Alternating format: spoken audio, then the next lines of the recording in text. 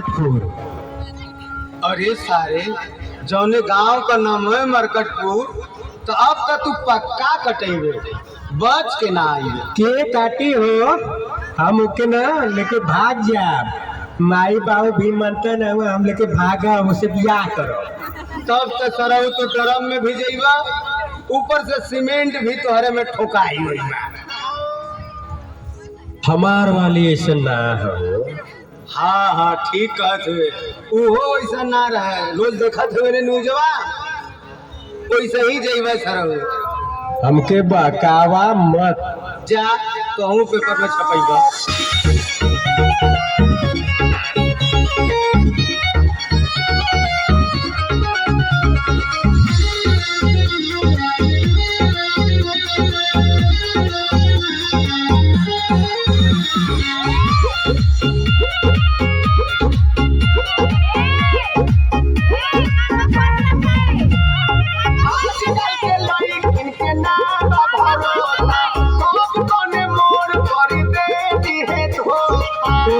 थोड़ा तो ही सर्टिफिकेट दे बाबू।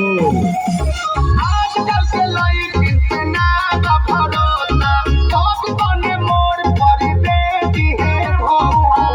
लोग के माई बाप से अलगा करी, ओके ओकर मुस्कानवा डराम में भरी, ओके ओकर मुस्कानवा डराम में भरी।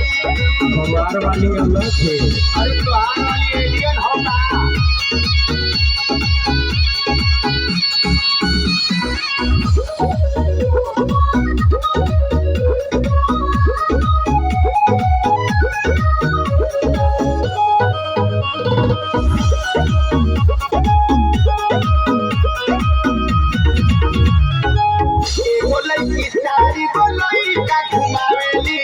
बाबू बाबू कही के चुतिया बनावेली, बहुत लोग के देखले हैं हमर साथ। सुन लो, एगो लड़की चारी गो लड़का घुमावेली, बाबू बाबू कही के चुतिया बनावेली।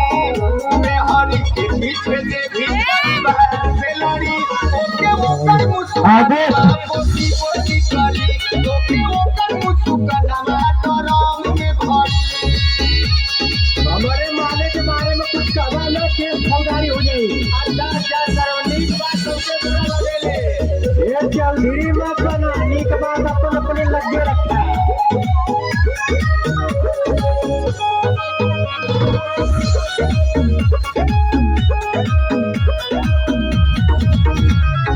सीता सावित्री सत्य मिल नहीं कोई है, अब के में हर रोज कतल करई है। सब राधा सीता नहीं हो गई है, पता है ना।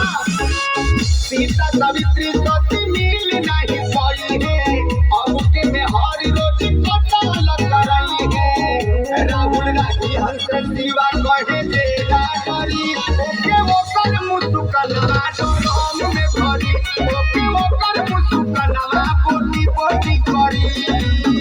तो प्रोटोकॉल ही का। अरे सारी तबियत ठीक रहे।